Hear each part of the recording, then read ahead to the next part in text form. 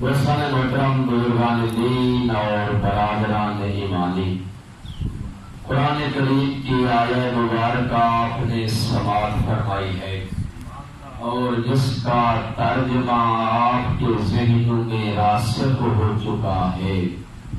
اے ایمان والو، تقوی اختیار کرو، وَكُونُوا مَعَ الصَّادِقِينَ، اور سچوں کے ساتھ ہو جاؤ،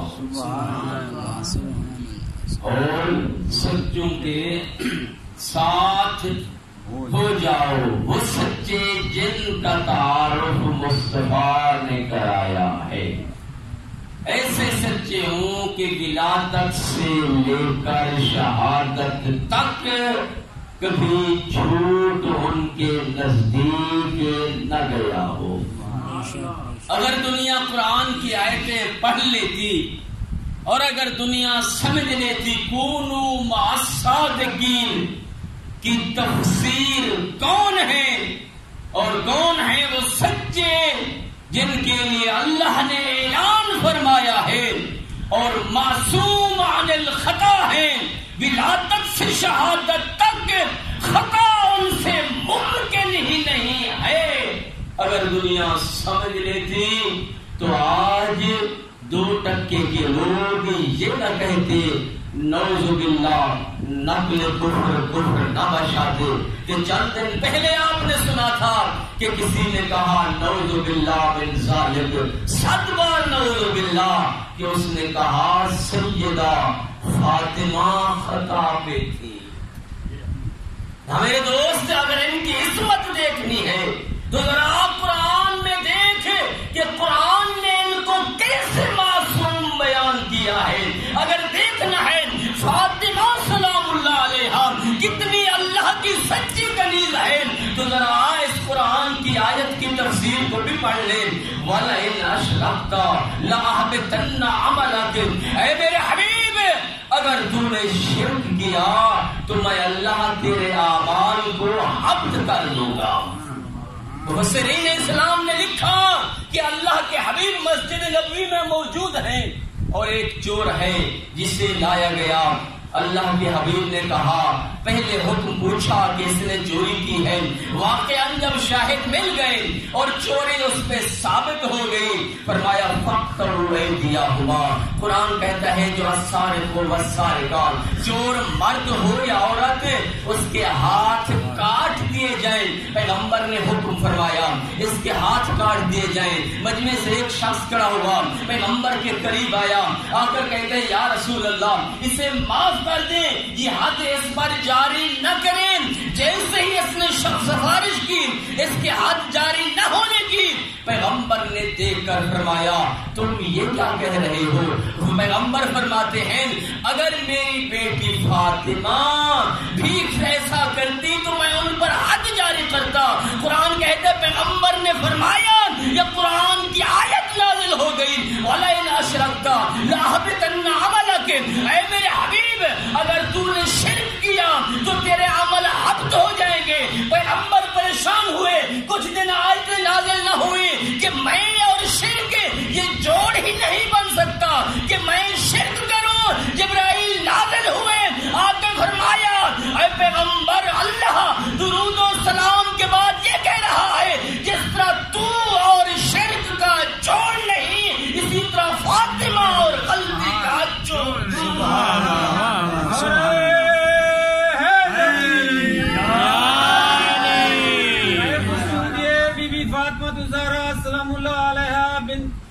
بلندتر صلوات اللہم صلی علی محمد وعلی محمد۔ اگر ابھی سمجھ نہیں آیا، میری نہیں اپنی کتابیں پڑھ لے، اپنی ہی تفسیریں پڑھ لیتا تو شاید تو کبھی اس طرح کی بات نہ کرتا۔ پڑھے اس آیت کی تفسیر مرج البحرین یلتقیان، تفسیر کا نام ہے در المنصور، لکھنے والے ہیں علامہ جلال الدین سیوطی، جلد نمبر 6 صفحہ نمبر 142 میں لکھتے ہیں علامہ جلال الدین سیوطی ہمارے برادران اہل اسلام کے بہت بڑے عالم دین ہیں، وہ اس آیت کی تفسیر سورہ رحمان مرج البحرین یلتقیان بینہما برزخ لا یبغیان فبأی آلاء ربکما تکذبان یخرج منہما اللؤلؤ والمرجان۔ وہ کہتے ہیں کہ جناب جابر ابن عبداللہ الانصاری نے پیغمبر سے پوچھا یا رسول اللہ ذرا ارشاد فرمائے، قرآن نے جو کہا مرج البحرین یلتقیان، دو دریا آپس میں مل رہے ہیں، ان کے درمیان ایک حد فاصل ہے، ان دو دریاؤں کے ملنے کا نتیجہ یخرج منہ اللؤلؤ والمرجان، لولو اور مرجان ہیں۔ ذرا تفصیل بیان فرمائیں، دو دریاؤں سے مراد کیا ہے، حد فاصل کون ہے، لولو مرجان کون ہے؟ علامہ جلال الدین سیوطی لکھتے ہیں پیغمبر نے فرمایا سنو، دیکھ کر فرمایا العلی والبطول، بطول اور علی، علی عصمت و عنابت کا دریا ہے، بطول عصمت و طہارت کا دریا ہے، حد فاصل میں رسول ہوں، لولو حسن ہے، مرجان حسین ہے۔ سبحان اللہ سبحان اللہ۔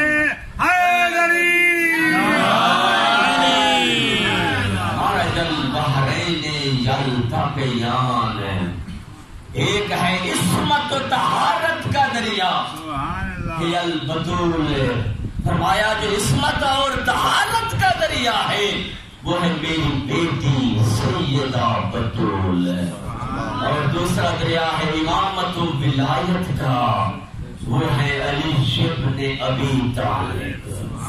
اگر ابھی بھی سمجھ نہیں تو اس حدیث کو مان سن، پیغمبر فرماتے ہیں لولا علی لما کان کفر لفاطمہ آدم ومن دونا۔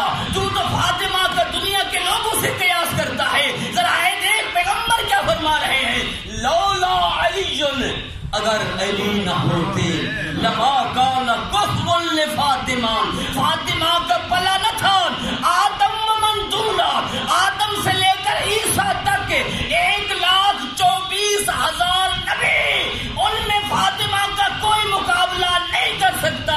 فاطمہ اتنی عظمتوں کی مالک ہے کہ جن کی فضیلتوں کا مقابلہ نہ آدم کر سکتا ہے، نہ عیسیٰ کر سکتا ہے، نہ موسیٰ کر سکتا ہے، نہ ابراہیم کر سکتا ہے۔ جب اللہ کے انبیاء عظمتوں میں فاطمہ کا مقابلہ نہیں کر سکتے تو عام ہستیاں کیسے ان کے مقابلے؟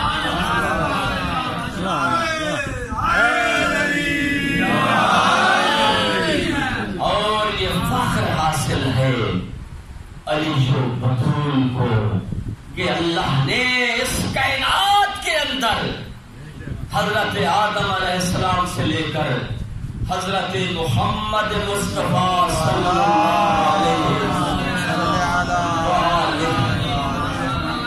اللہ کے 1,24,000 نبی ہیں، یہ کسی کو پوری کائنات میں آدم سے لے کر خاتم تک اور خاتم سے لے کر تا قیام قیامت یہ شرف فقط علی بطول کو ہے کہ جس میں شوہر بھی معصوم ہے اور زوجہ بھی معصوم ہے۔ حتیٰ کہ انبیاء آئے ہیں، انبیاء معصوم رہے ہیں، سردار انبیاء حضرت محمد مصطفیٰ صلی اللہ علیہ وآلہ معصوم ہیں، ان کی زوجات کا احترام ہے، ام المومنین ہے، لیکن کوئی معصومہ نہیں ہے۔ یہ فخر علی و بطول کو ہے، شوہر بھی معصوم ہے اور زوجہ بھی معصوم ہے۔ سبحان اللہ۔ یوتی کا رب کا فترسا۔ اگر ابھی تک فاطمہ سمجھ نہیں آئی تو ذرا قرآن کی اس آیت کو بھی پڑھ لے، فرمایا وَلَسَوْفَ يُعْطِيكَ رَبُّكَ فَتَرْضَىٰ، اے میرے حبیب میں چاہتا ہوں تو مجھ سے راضی ہو جائے۔ حضرت آدم علیہ السلام اس دنیا میں تشریف لائے، ان کی کوشش ہے خدا راضی ہوں۔ حضرت نوح علیہ السلام آئے، ان کی کوشش ہے خدا راضی ہوں۔ حضرت ابراہیم علیہ السلام آئے، ان کی کوشش ہے خدا راضی ہوں۔ حضرت اسماعیل علیہ السلام چھری کے نیچے ہیں، کوشش یہ ہے خدا راضی ہو جائے۔ حضرت موسیٰ آئے، کوشش یہ ہے خدا راضی ہو۔ حضرت عیسیٰ آئے، کوشش یہ ہے خدا راضی ہو۔ آدم سے لے کر ہر نبی یہ کوشش کرتا رہا کہ مجھ سے اللہ راضی ہو، لیکن مقام مصطفیٰ یہ ہے، خدا فرماتا ہے وَلَسَوْفَ یؤتیک ربک فترضی، یہ ہے مقام مصطفیٰ۔ اللہ چاہتا ہے، میں تو یہ چاہتا ہوں میرے حبیب تو راضی ہو، وہ حبیب فرماتا ہے یہ مقام زہرا ہے۔ الفاطمہ بضعۃ منی، فاطمہ میرا حصہ ہے۔ من ارضاها فقد ارضانی، اور جس نے فاطمہ کو راضی کیا اس نے مجھ پیغمبر کو راضی کیا، اور جس نے مجھے راضی کیا اس پر اللہ راضی ہو۔ سبحان اللہ، سبحان اللہ۔ محمد وآل محمد بآواز بلند صلوات۔ اللهم صل على محمد وآل محمد۔ ابھی سمجھ نہیں آئی بطول کیا ہے؟ چوتھی آیت پڑھ رہا ہوں عصمت بطول پر۔ معصوم عن الخطا ہو جو اسے کہتے ہیں بطول، جس میں خطا کا امکان ہی نہ پایا جائے اسے کہا جاتا ہے سیدہ بطول۔ قرآن کہتا ہے اِنَّا أَنزَلْنَاهُ فِي لَيْلَةِ الْقَدْرِ وَمَا أَدْرَاكَ مَا لَيْلَةُ الْقَدْرِ لَيْلَةُ الْقَدْرِ خَيْرٌ مِّنْ أَلْفِ شَهْرٍ۔ تیرے چھٹے امام جعفر صادق علیہ السلام سے اس کی تفسیر پوچھی گئی، مولا ارشاد فرمائے کیا ہے لیلۃ القدر؟ دے کر فرماتے ہیں جدتنا الفاطمہ ہی لیلۃ القدر، من ادرکها فقد ادرک لیلۃ القدر۔ اور دے کر فرماتے ہیں ہماری دادی زہرا لیلۃ القدر کی تفسیر ہے، اور جس نے ہماری دادی کی عظمتوں کو جان لیا اس نے شب قدر کو پا لیا۔ سبحان اللہ، تکبیر، اللہ اکبر، نعرہ رسالت، نعرہ حیدری،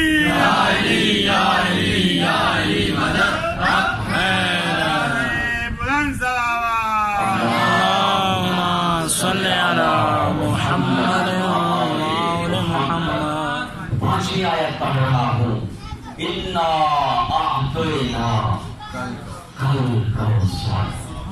سبحان تصویریں اٹھائیں ذرا اس کی تفسیر پڑھیں کہ کوثر کس کا لقب ہے، اور کس کو اللہ نے کہا کہ ہم نے تجھے کوثر عطا کیا۔ وَنَسْأَلُكَ يُؤْتِيكَ رَبُّكَ فَتَرْضَىٰ۔ پہلے میں نے آیت پڑھی ان قریب ہم تجھے وہ دیں گے کہ اے میرے حبیب تو ہم سے راضی ہو جائے گا۔ کیا ملا؟ اِنَّا أَعْطَيْنَاكَ الْكَوْثَرَ۔ تاریخ نے لکھا کہ ایک شخص نے پیغمبر کو ابتر کہا، ابتر کا دانہ دیا، مقتول نسل۔ ابتر یعنی ایسا شخص کہ جس کی نسل آگے نہ بڑھ سکے، کیونکہ پیغمبر کو اللہ کی ذات نے دو بیٹے دیے، دونوں کا انتقال ہوا، رحلت کر گئے۔ اس نے کہا ابتر اے مقتول نسل، جس کی نسل آگے نہ بڑھ سکے۔ اور مشرکین مکہ اس بات پہ خوش تھے کہ اس کا کوئی بیٹا ہے نہیں، اس کی کوئی اولاد ہے نہیں، اس کے بعد اس کا مذہب زیادہ دوام نہیں پکڑ سکے گا۔ جیسے ہی لوگوں نے پیغمبر کو ابتر کا تانا دیا، خدا نے فرمایا اِنَّا أَعْطَيْنَاكَ الْكَوْثَرَ۔ اے میرے حبیب پریشان ہونے کی بات نہیں ہے، گھبرانے کی بات نہیں ہے، ہم تجھے عن قریب زہرا عطا کرنے والے ہیں، جس سے تجھے اولاد کثیر ملے گی۔ فَصَلِّ لِرَبِّكَ وَانْحَرْ، تو نماز بھی پڑھ، قربانی بھی کر، اِنَّ شَانِئَكَ هُوَ الْأَبْتَرُ۔ اے میرے حبیب تجھے ابتر کہنے والے دنیا میں مقتول نسل رہیں گے۔ یہ قرآن کا معجزہ ہے، یہی وجہ ہے دنیا کے ہر کونے کے اندر اولاد نبی، اولاد زہرا موجود ہے، نبی کو ابتر کہنے والوں کا نشان نہیں رہا۔ اللہ، سبحان اللہ۔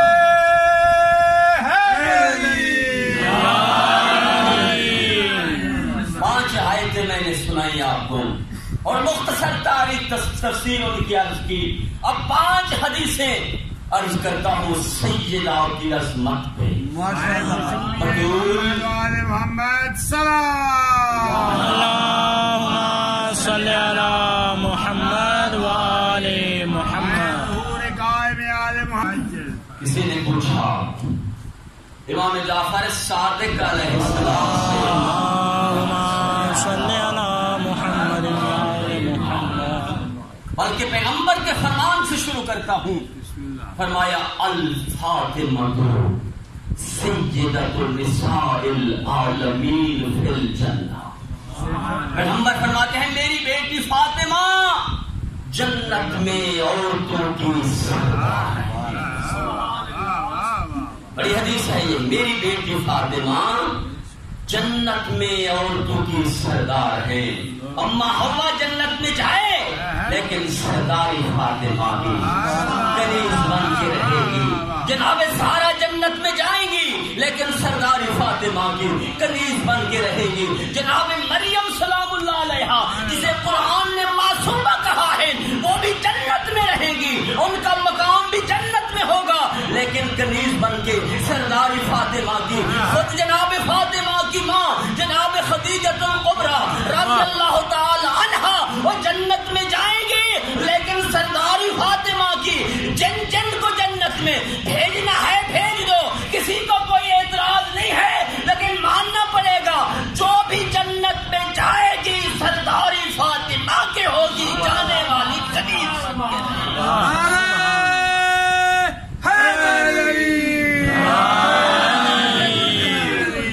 کسی نے پوچھا مولا لما سمیت الزہرا البتول. بی بی کے کچھ نام ایسے ہیں جو اللہ کی ذات نے رکھے ہیں. ان میں سے 3 نام جو ہے میں عرض کرتا ہوں. ایک بتول. فرمایا مولا ذرا ارشاد فرمائیں آپ کی دادی زہرا کا نام بتول کیوں رکھا گیا؟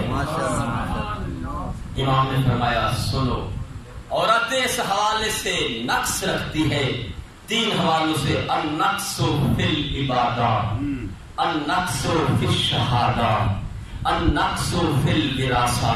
فرمایا 3 حوالوں سے عورت مرد کے مقابلے میں آتی ہے ناقص ہے نقص رکھتی ہے.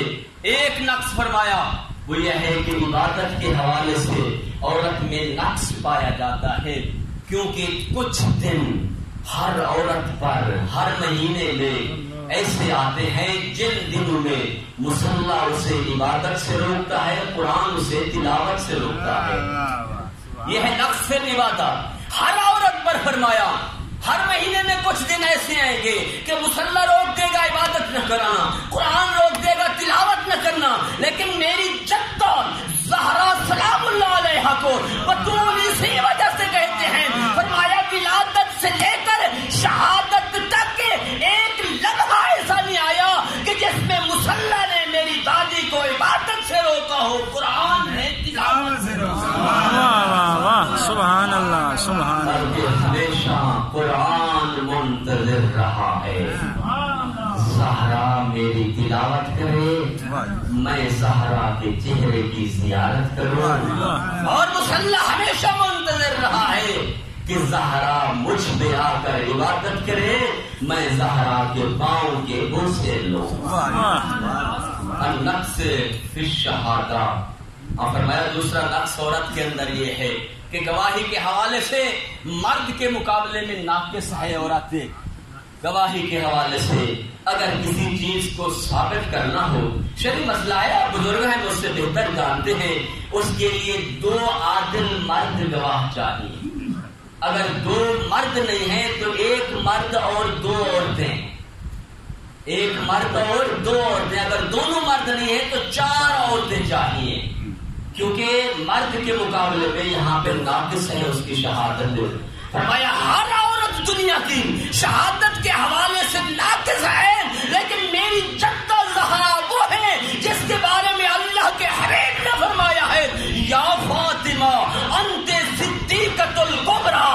اے فاطمہ تو اللہ کی ایسی سچی کنیز ہے کہ تیرے مقابلے میں لاکھوں مرد آ جائیں وہ لاکھوں تو جھوٹے ہو سکتے ہیں تجھ میں جھوٹ کا شیفہ ہی نہیں آ سکتا. بے شک سبحان اللہ سبحان اللہ. اور فرمایا تیسرا نقص النقص فی الوراثہ. عورت ورثہ کے حوالے سے جب کوئی اس دنیا سے چل بسے اور اس کی جائیداد تقسیم ہو رہی ہو تو اس حوالے سے بھی عورت اس مرد کا ایک حصہ اور 2 حصے اور مرد کو عورت کا 1 حصہ ہوتا ہے، یعنی نصف ملتا ہے اسے مرد کا. لیکن فرمایا اس میں بھی میرے خدا نے یہ اللہ کے راسوں میں سے ایک رال ہے، ہماری جدہ زہرا کو تنہا رکھا ہے اور اس قرآن کی آیت کو بیان کیا.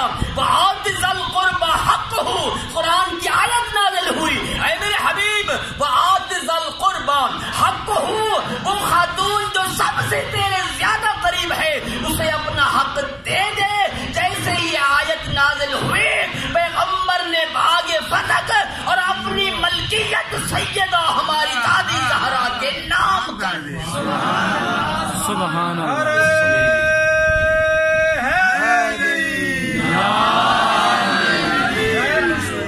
محمد علی محمد بلندر سلام. اللہم صل علی محمد. سیدہ کی بڑی عظمت ہے، بڑے فضائل ہیں سیدہ کے حدیث کے اندر. آپ دیکھیں کسی بھی خاتون کی عظمت کا اندازہ لگانا ہو یہ قانون ہے. آپ نے اگر دیکھنا ہے کہ اس خاتون کی عظمت کتنی ہے، یہ خاتون کتنی بڑی فضیلتوں کی مالک ہے، اس خاتون کو 3 زاویوں سے دیکھا جاتا ہے. پہلا زاویہ یہ خاتون بیٹی کس کی ہے، دوسرا زاویہ یہ خاتون زوجہ کس کی ہے، اور تیسرا زاویہ یہ خاتون ماں کس کی ہے. جتنی بڑی شخصیت کی بیٹی اتنی بڑی عظمت ہے، جتنی بڑی شخصیت کی زوجہ اتنی بڑی عظمت ہے، جتنی بڑی شخصیات کی ماں اتنی بڑی عظمت ہے. کسی بھی خاتون کا اندازہ لگانا ہے تو پہلے دیکھنا ہوگا بیٹی کس کی، دوسرا دیکھنا ہوگا زوجہ کس کی، اور تیسرا دیکھنا ہوگا ماں کس کی. اگر سیدہ کی عظمت کا اندازہ لگانا ہے تو ذرا دیکھ یہ فاطمہ بطول یہ بیٹی کس کی ہے. بیٹی کے لیے فرمایا پیغمبر نے الابن نعمت والبنت رحمت، بیٹا نعمت بن کے آتا ہے، بیٹیاں باپ کی گود میں رحمت بن کے آتی ہیں. اتنا تک فرمایا کہ اگر کسی کو اللہ نے بیٹیاں اتنی بڑی رحمت ہے، اتنی بڑی رحمت ہے، اگر کسی کو خدا نے 3 بیٹیاں عطا کی ہیں اور اس نے اسلام کے مطابق ان کی پرورش کی، ان کو تعلیم دی، پیغمبر فرماتے ہیں جنت میں میں خود اس کا ہاتھ پکڑ کے لے کے جاؤں گا. اور فرمایا بیٹا اتنی نعمت ہے، بیٹے نعمت ہے، قیامت کے دن ان کے بارے میں پوچھا ہوگی، لیکن بیٹیاں رحمت ہے، قیامت کے دن رحمتوں کے بارے میں نیکیاں ملے گی.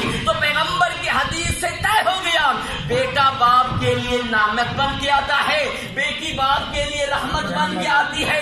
اب ہر انسان کی بیٹی اس کی گود میں رحمت بن کے اتری ہے. میری بیٹیاں میری گود میں میرے لیے اللہ نے رحمت بنا کے اتاری ہے، آپ کی بیٹیاں اللہ نے آپ کی گود میں رحمت بنا کے اتاری ہے. اے سیدہ اس مقام پر جب آپ کی فضیلت سوچتا ہوں تو قلم رک جاتا ہے. وہ شخصیت جس کے بارے میں اللہ نے فرمایا وَمَا أَرْسَلْنَاكَ إِلَّا رَحْمَةً لِّلْعَالَمِينَ، وہ مصطفیٰ جو عالمین کے لیے رحمت بن کے آیا. اے فاطمہ اس کی گود میں اللہ نے تجھے رحمت بنا کے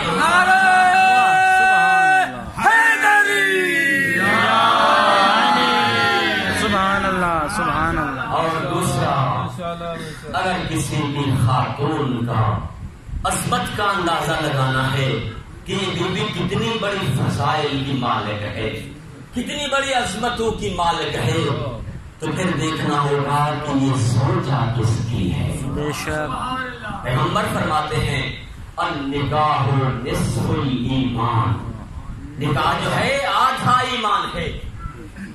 من تزوج فقد احرز نصف الایمان، جس نے نکاح کر لیا ہے اس نے اپنا آدھا ایمان مضبوط کر لیا ہے. فلیتق اللہ للنصف الآخر، اسے چاہیے کہ باقی آدھے کے لیے تقوی اختیار کرے. تو پیغمبر کی اس حدیث سے یہ طے ہو گیا نکاح نصف ایمان ہے، یعنی ہر انسان کی زوجہ اس کے آدھے ایمان کی حصہ دار ہے. ہر انسان کی زوجہ، اس حدیث سے یہ قاعدہ قانون طے ہو گیا کہ ہر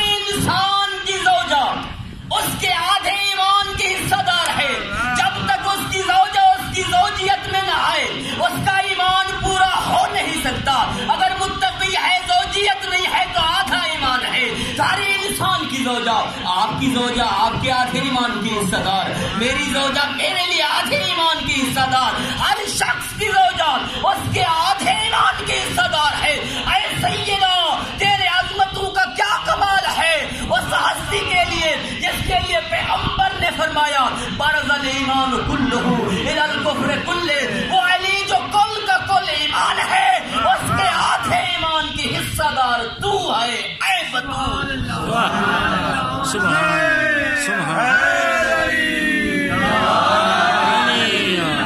اور تیسری عظمت ہے عظمت بی بی پاک بلند تر صلوات۔ اللہم صلی علی محمد وآل محمد۔ اور تیسری عظمت سنتے جائیے، اگر کسی بھی خاتون کی عظمت کا اندازہ لگانا ہو تو پھر دیکھنا یہ ہوگا کہ یہ ماں کی ہے۔ ماں کے بارے میں آپ کے بچوں کو یہ حدیث یاد ہے، چھوٹے چھوٹے بچوں کو یہ حدیث یاد ہے۔ ماں کی عظمت کے لیے پیغمبر فرماتے ہیں الجنت تحت اقدام الامہات، جنت تمہاری ماں کے قدموں کے نیچے ہے۔ ہر انسان کی جنت قاعدہ دے رہا ہوں، ہر انسان کی جنت اس کی ماں کے قدموں کے نیچے ہے۔ میری جنت میری ماں کے قدموں کے نیچے، آپ کی جنت آپ کی ماں کے قدموں کے نیچے، ہر انسان کی جنت اس کی ماں کے قدموں کے نیچے ہے۔ اے سیدہ جب آپ کی اس فضیلت کو میں دیکھتا ہوں میرا عقل دنگ رہ جاتا ہے، قلم رک جاتا ہے، کہوں تو کیا کہوں۔ وہ شہزادے جن کے بارے میں پیغمبر نے فرمایا الحسن والحسین سیدہ شباب اہل الجنہ، جوانان جنت کی جنت اللہ نے اے سیدہ تیرے قدموں میں رکھ دی۔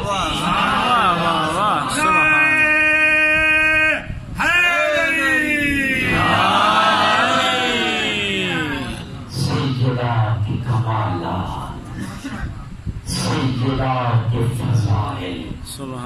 کسی نے پوچھا امام سے، امام جعفر صادق علیہ السلام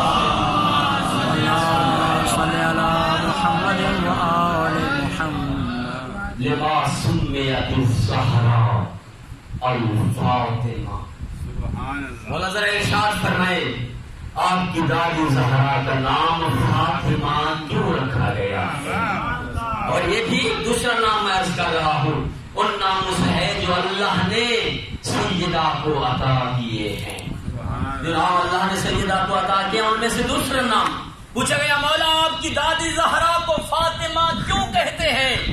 حدیث کا جملہ اور ضامن ہوئے اس حدیث کا دیکھ کر فرمایا لِأَنَّهَا فَاطَمَتْ شِيَعَتَهَا مِنَ النَّارِ، میری دادی زہرا کو فاطمہ اس وجہ سے کہتے ہیں کہ یہ اپنی شیعوں کو جہنم کی آگ سے آزاد کرا چکی ہے۔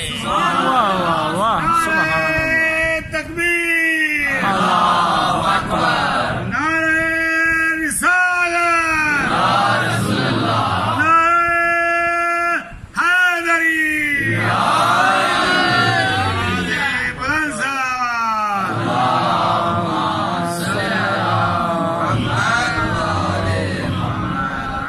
بلند فاطمت شیعتہا من النار، فاطمت فعل ماضی ہے، میں نے ترجمہ کیا ہے اسے فاطمہ اس لیے کہتے ہیں کیونکہ یہ اپنے شیعوں کو آزاد کرا چکی ہے۔ آزاد کرائے گی نہیں، الماضی ما مضی، پہلے ماضی کی تعریف ہم اسے بہتر جانتے ہیں، ماضی جو گزرے ہوئے یہ نہیں کہا کہ کرائے گی، آزاد کرا چکی ہے۔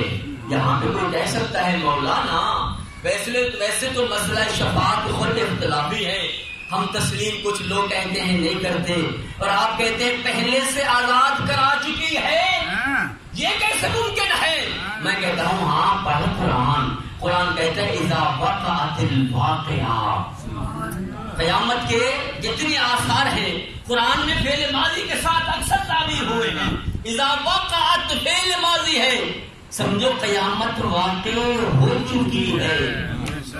ہاں کیوں؟ اور فرمایا قد قامت الصلاۃ، جب آپ اقامت کہتے ہیں نا اس میں کہتے ہیں قد قامت الصلاۃ، تحقیق نماز قائم ہو گئی، جبکہ ابھی تو قامت الصلاۃ کہا ہے، اقامت ختم ہوگی، بندہ اٹھے گا، نماز کی نیت کرے گا، اللہ اکبر کرے گا، نماز پوری پڑھے گا، اس کے بعد فرمایا ہاں قد قامت الصلاۃ کا فضل یہ ہے، یا محبت علی کا فضل یہ ہے تم پر کہ جیسے ہی محب علی وضو کر کے مصلی پہ پہنچتا ہے، نماز کی نیت میں آتا ہے، سمجھ لو یہ محبت علی کا فائدہ ہے کہ اس کی نماز قبول ہو گئی۔ اسی وجہ سے فرمایا کہ قیامت کا واقع ہونا اتنی یقینی ہے کہ قرآن نے کہا اذا وقعت الواقعہ، سمجھو قیامت واقع ہو چکی ہے، اور میری دادی زہرا کی شفاعت بھی اتنی یقینی ہے کہ سمجھو یہ آزاد کرا چکے ہیں۔ سبحان اللہ، خوشنود یہ بی بی پاک بلندر صلوات۔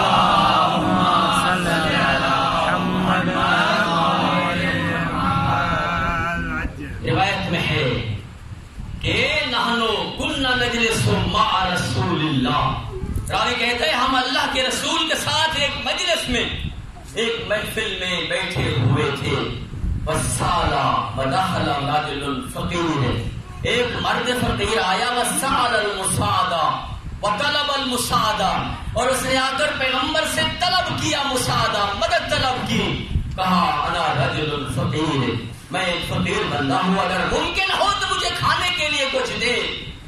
وما کان عند رسول اللہ شیء لیؤتوہ، اور اللہ کے رسول کے پاس کوئی کچھ نہ تھا کہ اسے عطا کرتا، اور جتنے اصحاب کرام بھی بیٹھے تھے ان کے پاس بھی کچھ نہ تھا کہ انہیں عطا کرتے۔ فقال الرسول صلی اللہ علیہ وآلہ، اور اس وقت اللہ کے حبیب نے فرمایا اذهب الى بیت علی، اے سوال کرنے والے چلا جا بیت علی کی طرف۔ کہتے ہیں جیسے وہ سوال کرنے گئے والا بیت علی کی طرف گیا، فدق الباب، دروازہ کھٹکھٹایا، اندر سے آواز آئی من انت، تو کون ہے؟ جواب دیا انا رجل فقیر، میں ایک فقیر بندہ ہوں، اللہ کی نبی کی محفل میں گیا ہوں، کچھ طلب کروں مساعدہ کھانے کے لیے، اللہ کے نبی کے پاس کچھ نہ تھا، انہوں نے مجھے حکم دیا کہ در علی پہ چلے جائیں، میں اس دروازے پہ چلا آیا، اور روایت لکھتی ہے وما کان عند الفاطمہ شیء لیؤتوہ، اس وقت سیدہ بطول کے پاس بھی کچھ نہ تھا تاکہ اسے عطا کرے، الا القلعہ، لیکن ایک گلو بند سیدہ کی گردن میں تھا، وہاں اس کو اتارا سیدہ نے، اس فقیر کو عطا کیا، اور عطا کرنے کے بعد کہا جا تجھے جو میں نے دیا ہے تیری نسلیں کھاتی رہے، تیرے لیے ختم نہیں ہوگا۔ جیسے یہ فقیر نکلا چند قدم چلا تھا، ونظر الیہ سلمان فارسی، جناب سلمان فارسی نے دیکھا کہ یہ فقیر ہے اور جو گلو بند اٹھایا ہوا ہے یہ سیدہ زہرا کا ہے۔ اس وقت جناب سلمان نے غلام کو بلایا اور بلا کے کہا اذهب الیہ، اس کے پاس جا، اس سے گلو بند خریدا، اسے بڑی مقدار میں قیمت ادا کی، اور ادا کرنے کے بعد کہا غلام کو اذهب الی بیت زہرا، تو چلا جا بیت زہرا کی طرف اور یہ گلو بند سیدہ کو عطا کر دے، وانت حر، آج کے بعد تو آزاد ہے۔ تاریخ لکھتی ہے کہ اس وقت اس غلام نے اس گلو بند کو اٹھایا اور یہ قصیدہ پڑھتا ہوا جا رہا تھا کہ میں کہوں تو کیا کہوں اس گلو بند کی مالکن کی عظمت کے لیے، کہ جس کے گلے کے ہار کی عظمت یہ ہے کہ ایک فقیر کو کھانا کھلا گیا، سلیمان کو جنت دیا گیا، مجھے آزاد کرا دیا۔ جب اس کی عظمت اتنا بلند ہے تو اس کے مالکن کی عظمت اللہ کے ہاں کتنا بلند ہے۔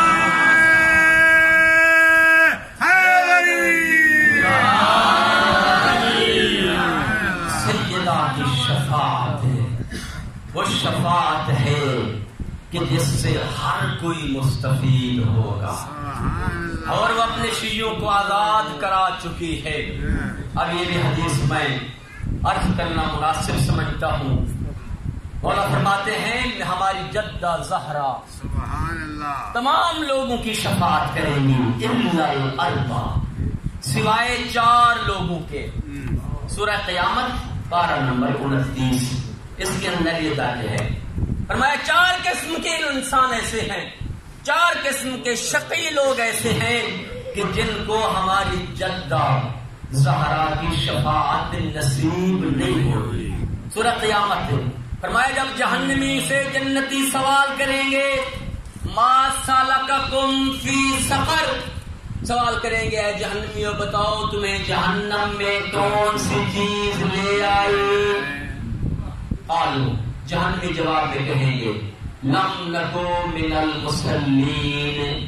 فرمایا پہلا انسان جسے سیدہ کی شفاعت نصیب نہیں ہوگی وہ ہے جو نماز نہیں پڑھتا.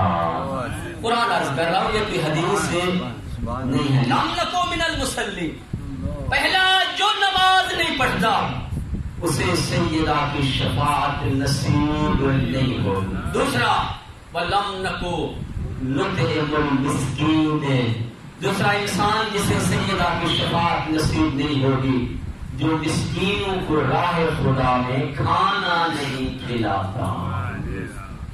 وَكُنَّا نَخُوضُ مَعَ الْخَائِضِينَ، تیسرا انسان جسے سیدہ کی شفاعت نصیب نہیں ہوگی کُنَّا نَخُوضُ مَعَ الْخَائِضِينَ، جو ایمانداروں کے ساتھ بیٹھتا ہے تو مومن بنتا ہے، جب بے ایمانوں کے ساتھ بیٹھتا ہے تو بے ایمان بنتا ہے.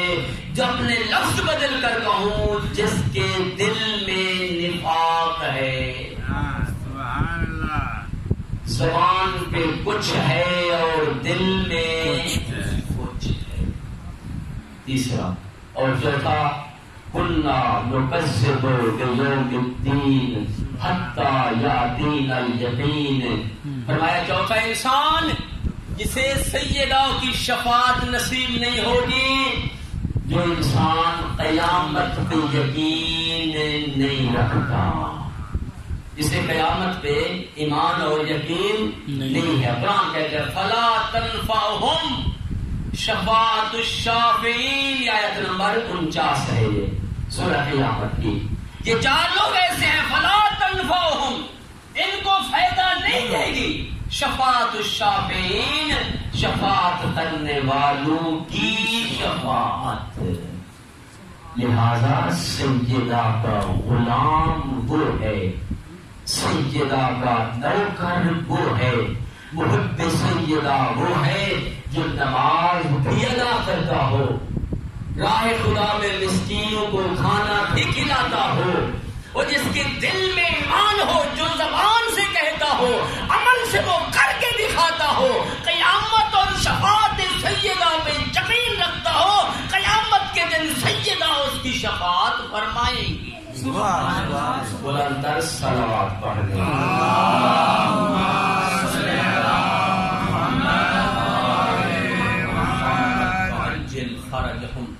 فرمایا یا سلیمان، پیغمبر کی حدیث ہے، اے سلیمان انا حب الفاطمہ، سبحان اللہ، اے سلیمان میری بیٹی فاطمہ کی محبت ینفع میاتا مواتنا، جو انسان میری بیٹی سے محبت رکھتا ہے، جس کے دل میں سیدہ کی عظمت ہے، جو محبت سیدہ کا دم بھرتا ہے، فرمایا میری بیٹی کی محبت محب زہرا کو 100 مقام پر پیدا دے گی. بہار الانوار کی یہ حدیث ہے. اے سلیمان جو انسان میری بیٹی سے محبت رکھتا ہے، میری بیٹی کی محبت اسے 100 مقام پر پیدا دے گی. منہا عند الموت، 100 میں سے پیغمبر نے پہلا مقام فرمایا عند الموت، موت کے وقت انسان کو پتہ چلے گا کہ محبت سیدہ کا فائدہ کیا ہے. جب ادھر سے اسرائیل پہنچے گا، اس لیے کہ یخرج روحہ، اسرائیل پہنچا کہ اس کا روح قبض کرے. اب وہ روح قبض کرنا چاہتا ہے یا ایک اور ملک مقرب اس کے پاس پہنچ جائے گا اور پہنچ کر کہے گا اے اسرائیل اس کا روح تو خارج کرے، لیکن بالتسکین والعمل، تسکین اور رعایت کے ساتھ روح قبض کرنا. لأنہ حب محب الفاطمہ، اور کیونکہ جس کا تو روح قبض کر رہا ہے یہ عام ہستی نہیں ہے، یہ فاطمہ کا محب ہے. سبحان اللہ، تکبیر. اور مرنے کے وقت انسان کو پتہ چلے گا کہ محبت فاطمہ کا فائدہ کتنا بلند ہے. آسانی دوسرا مقام فی القبر، فرمایا جب محب فاطمہ قبر میں پہنچے گا اسے پتہ چلے گا کہ فاطمہ کی محبت کی عظمت کتنی بلند ہے. کل من یعمل علی شاکلتہ، فرمایا انسان جو بھی عمل کرتا ہے، قرآن کی آیت ہے یہ، جتنے بھی اعمال بجا لاتا ہے، چاہے نیکی ہو چاہے بدی، ہر اعمال ایک شکل اختیار کر جاتا ہے، ہر عمل ایک مجسمہ بن جاتا ہے، ایک انسانی شکل اختیار کر جاتا ہے. فرمایا یہ محبت فاطمہ ایسا نیک عمل ہے کہ جب محب زہرا مرے گا اور قبر میں پہنچے گا، اس کا یہ نیک عمل ایک انسانی شکل میں اور نورانی شکل میں اس کی قبر میں داخل ہوگا اور اسے آگے کہے گا سکون کے ساتھ رہے، تو ہے محب زہرا، ہر مقام پر تجھے تسکین پہنچانا مجھ محبت کا کام ہے.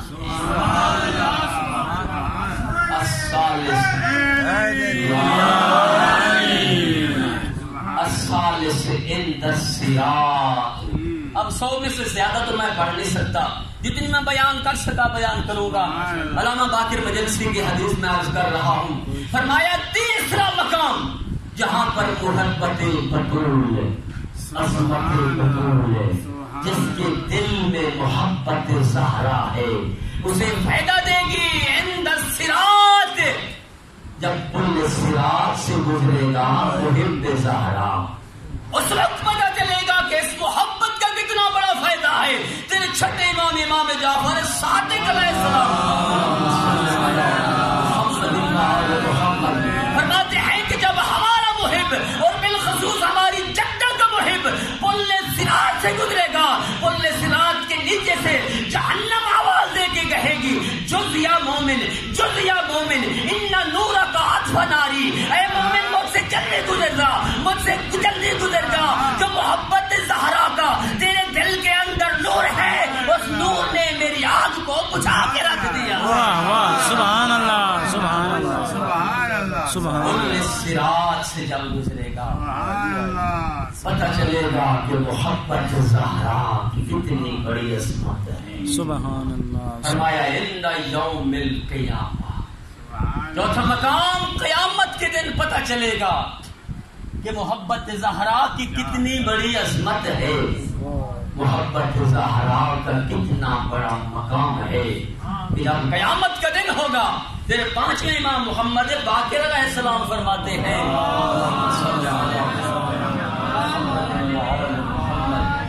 معصوم سے پوچھا گیا، ایک راوی ہے کہتے ہیں مولا اپنی جدہ زہرا کے حوالے سے کوئی ایسی حدیث بیان فرمائیں جب بھی میں آپ کے ماننے والوں کے سامنے اس حدیث کو پڑھوں تو مجمع ایک دفعہ جھوم جائے عظمت زہرا پہ. امام نے فرمایا سننا چاہتا ہے؟ کہتے ہیں ہاں مولا.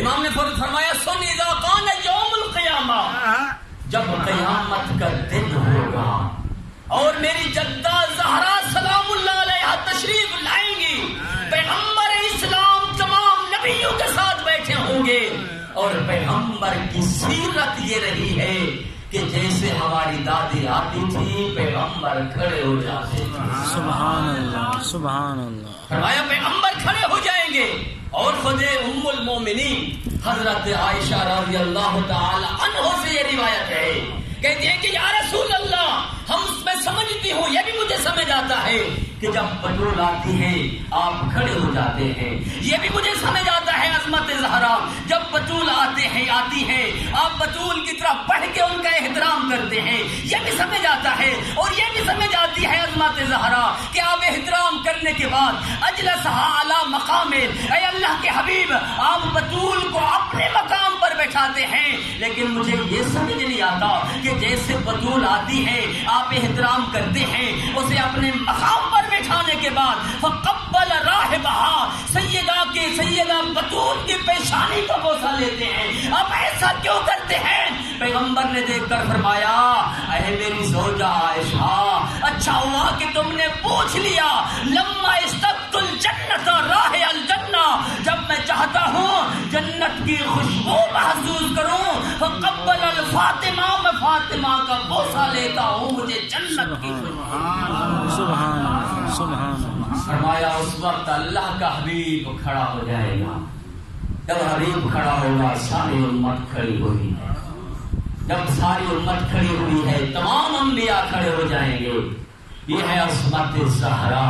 جب تمام انبیاء کھڑے ہو جائیں گے ہر نبی کی امت کھڑی ہو جائے گی.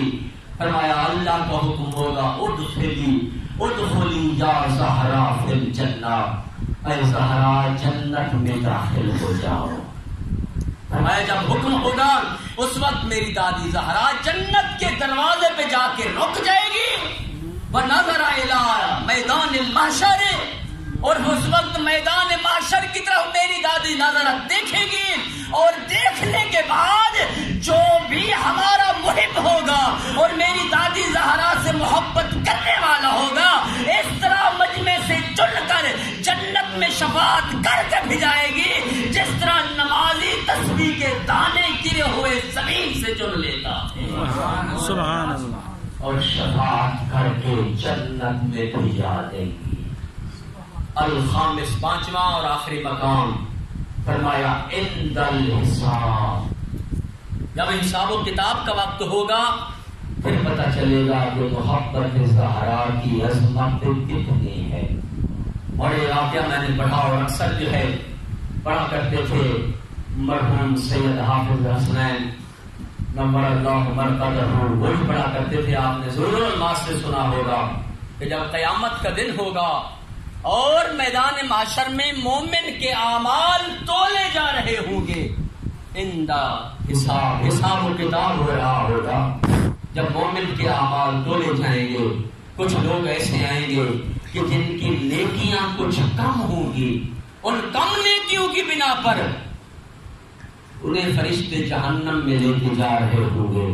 جیسے ہی فرشتے جہنم کی طرف لے کر جائیں گے ایک آواز آئے گی، اے فرشتوں، اے ملکان المقربان، اے اللہ کے مقرب فرشتوں رکو، جسے تم جہنم میں لے کے جا رہے ہو اس کی امانت میرے پاس ہے، ذرا اس کا وزن کرو. علماء نے لکھا کہ اس وقت کیا ہوگا، بلانے والی نبی کی بیٹی بطول ہوگی اور امانت کیا ہوگی، کہا ایک شیشی ہوگی جس کے اندر اس مومن کے آنسو جو مجلس اعلیٰ میں بیٹھ کر بہاتا رہا ہے، یہ آنسو ہوں گے. آواز دے گی ان کا وزن کرو، یہ اس کی نیکیاں ہیں. یہ کون سی نیکیاں، کہا یہ وہ نیکیاں ہیں جو میرے بیٹے غریب حسین کے غم میں بیٹھ کر روتا رہا ہے. ازاداران حسین، ہم روتے ہیں، ہم گریا کرتے ہیں، اور ہمارا رونا یہ گریا کرنا دعا ہے ہماری کہ اللہ کی ذات قیامت کے دن ہمارے لیے اسے بخشش کا وسیلہ اور ذریعہ قرار دے. ہم روتے حسین کی مظلومیت پر ہیں، روتے اس لیے ہیں کہ حسین بڑا مظلوم تھا. تاریخ نے لکھا کہ اس کائنات کے اندر دو شخصیات ایسی گزری ہیں جسے اپنے دفن ہونے کی بہت فکر تھی. انسان وصیت کرتے ہیں، ہر مسلمان وصیت کرتا ہے. یہ جو وصیتوں میں سنا ہے لوگ وصیت کرتے ہیں میرے مرنے کے بعد مجھے فلاں جگہ دفن کر دینا، یا میرے مرنے کے بعد میرا یہ کام کر دینا، لیکن یہ وصیت کوئی نہیں کرتا جب مسلمانوں میں کوئی مر رہا ہو کہ مجھے مرنے کے بعد مجھے دفن کر دینا.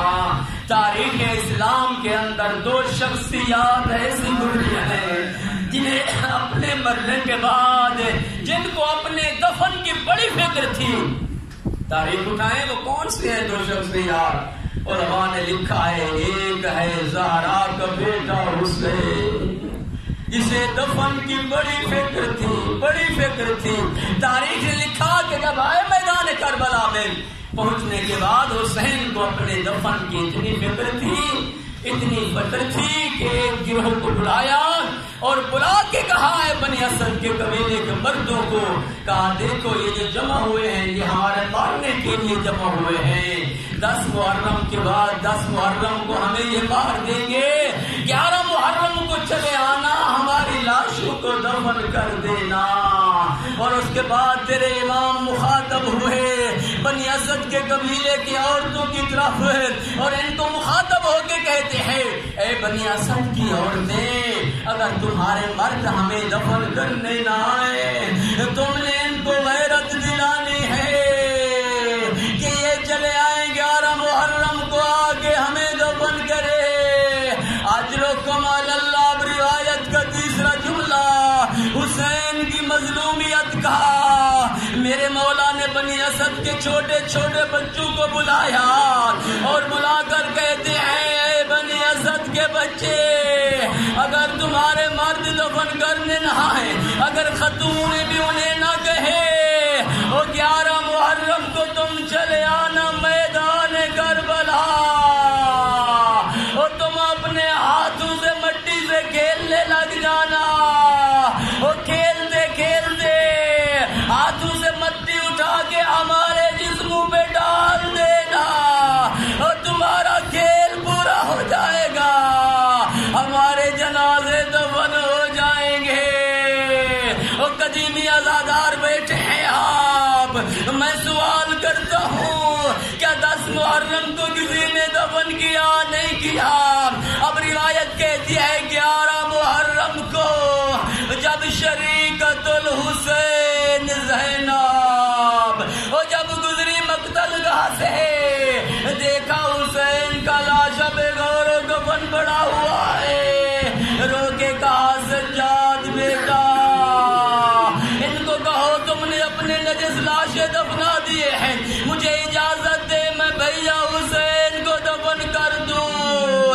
آزاداروں نہ کرتے دفن لیکن روایت کہتی ہے ایسا جواب ملا کربلا سے کوفہ کوفہ سے شام اور شام سے مدینہ تک روتی گئی اور جب پہنچی روضے رسول پہ رو کے کہا نانا حسین کو جب میں نے چھوڑا وہ بغیر غسل و کفن کے تھا اور جب میں نے دفن کی بات کی نہ کرتے دفن مجھے جواب دیا سجاد اور زینب کو کہو دفنایا تو مسلمانوں کو جاتا ہے.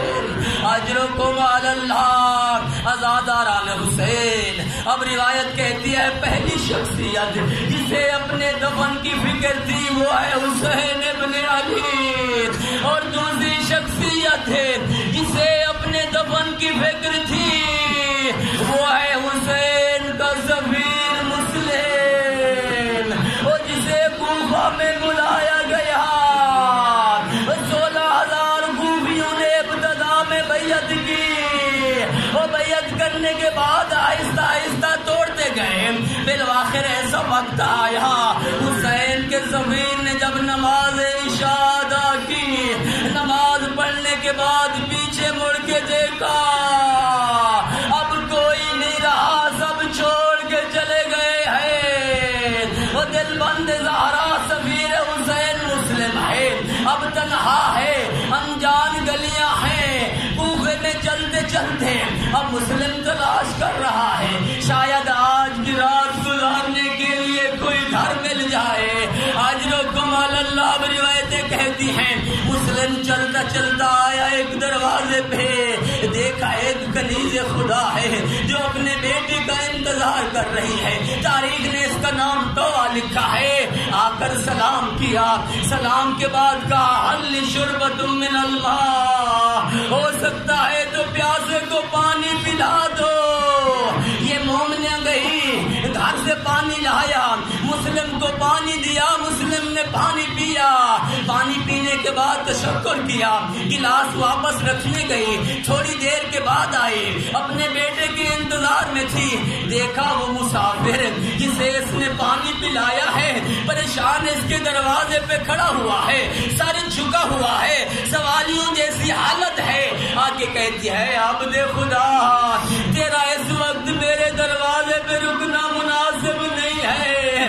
عبد خدا اپنے گھر میں چلا جا. وہ سفیر حسین کو گریا بلند ہوا رو کے کہا اگر میرا کوفے میں گھر ہوتا وہ اس وقت تیرے دروازے پہ نہ رکتا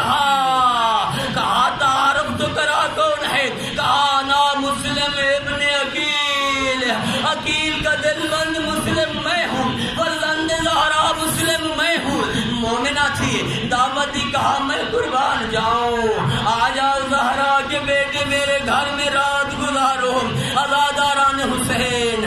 اب روایت کہتی ہے مسلم آئے, رات عبادت میں گزاری, مصلی عبادت میں بیٹھے رہے, قرآن کی تلاوت کرتے ہیں. یا نماز صبح کے وقت جاسوسی ہوئی فوج اشکیا آئی, اس مومنہ کے گھر کو گھیر لیا. جیسے ہی مسلم نے گھوڑوں کی ٹاپو کی آوازیں سنی, مسلم بلند ہوئے, تلوار نیام سے نکالی اور باہر جانے کا ارادہ کیا. یا دعا کہتی ہے اے فرزند زہرا, یہ تیرا مجھ نکلنا اس وقت مناسب نہیں ہے, تو میرے گھر میں چھپ جا, باہر فوج اشکیا ہے. مسلم دیکھ کر کہتا ہے اے مومنہ, تو کنیز خدا ہے, اور میرے مارنے والے قاتل کے لوگ ہیں کرائے کے. اگر میں تیرے گھر میں رہا, مجھے ڈر ہے فوج خیموں میں اندر آ جائے گی اور مجھ سے برداشت نہیں ہوتا. ایک کنیز خدا کے گھر میں وہ فوج اشکیا آئے. میں کہتا ہوں مسلم تو غریب ہے اور تو مظلوم ہے, لیکن تم سے اتنا برداشت نہ ہوا. ایک مومنہ کے گھر میں فوج اشکیا آئے, وہ قربان جاؤ سجاد کی غربت پہ. وہ شام غریبا, علی و بطول کی بیٹیاں خیموں میں موجود, وہ خیموں کو آگ لگی, فوج اشکیا داخل ہوئی. اجرکم علی اللہ عزاداران حسین. اب روایت کا جملہ, جناب مسلم کافی دیر تک جنگ کرتے رہے, بالآخر انہوں نے گرفتار کیا اور لے آئے ابن زیاد کے دربار میں. جیسے جناب مسلم پہنچے, اسیر ہوئے ہیں, ہاتھ بندھے ہوئے ہیں, ابن زیاد کے سامنے ٹھہرے. ابن زیاد دیکھ کر کہتا ہے میں اس وقت کا امیر ہوں. اے مسلم, تو نے مجھے سلام نہیں کیا, تجھے چاہیے تھا کہ مجھے امیر کہہ کر سلام کر دے. اور مسلم کی آواز بلند ہوئی, کہا مال الامیر سوى الحسین. اور مسلم کا حسین کے علاوہ کوئی امیر نہیں ہے. اگر میں کسی امیر تسلیم کرتا ہوں تو فقط حسین ہے. اور زہرا کے بیٹے کی مکے سے آواز آئی, اور مسلم تو نے عالم غربت میں مجھے امیر کہا, مجھے حسین کا تجھ سے وعدہ رہا, جب میرا نام آئے گا لوگ کہیں گے حسین غریب, مسلم امیر. عزاداران حسین اب حکم دیا مسلم کو لے جاؤ دار امارہ کی چھت پہ, مسلم کا سر تن سے جدا کیا جائے. اب یہاں سے مسلم کا سر تن سے جدا ہوا اور جس میں اقدس گلیوں میں ڈالا گیا. عزاداران حسین. اب روایت کہتی ہے امام مظلوم نے مکہ سے حج کے احرام کو عمرہ میں تبدیل کیا. عمرہ کے احرام بدلنے کے بعد امام حسین نے تیاری کی. یا ایک مقام پہ پہنچے, رکے, چاہتے ہیں کوفہ کا راستہ دیکھیں. دیکھا کہ دو شخص ہیں جو کوفہ سے آ رہے ہیں مکہ کی طرف. حسین نے کہا عباس جاؤ خبر لو, دو سوار آ رہے ہیں کوفہ سے, ان سے مسلم کی خبر لو. اور جب ان کو لایا گیا کہتے مولا کوفہ نہ جانا, مولا کوفہ کے حالات بدل گئے, مولا مسلم مارا گیا. اور جب ہم آئے مسلم کی لاش کی پاؤں میں رسیاں ڈال کے بازاروں میں گھسیٹا جا رہا تھا. اب حسین نے سنا اور گریا کیا, خیموں میں آئے, مسلم کی یتیم بچیوں کو بلایا. حسین نے ہاتھ شفقت کا سر پہ رکھا, حسین نے عجیب طریقے سے پیار کرنا شروع کیا. اور زینب و کلثوم آئے, آ کے کہا بھیا خیر تو ہو, آج مسلم کی بیٹی اسے عجیب طرح کا پیار کر رہے ہیں. فرمایا ہاں زینب مسلم مارا گیا, اس کی بیٹیاں یتیم ہوئی. میں کہتا ہوں مولا پھر بھی مسلم کی بیٹیوں کی اچھی قسمت ہے. مسافرت میں باپ مارا گیا ہے, آپ نے شفقت کا ہاتھ سر پہ پھیرا. مولا قربان جاؤ آپ کی سکینہ کی یتیمی پر. اور جب سکینہ یتیم ہوئی کوئی پیار کرتا تھا عاشق میں تماچے مارتا رہا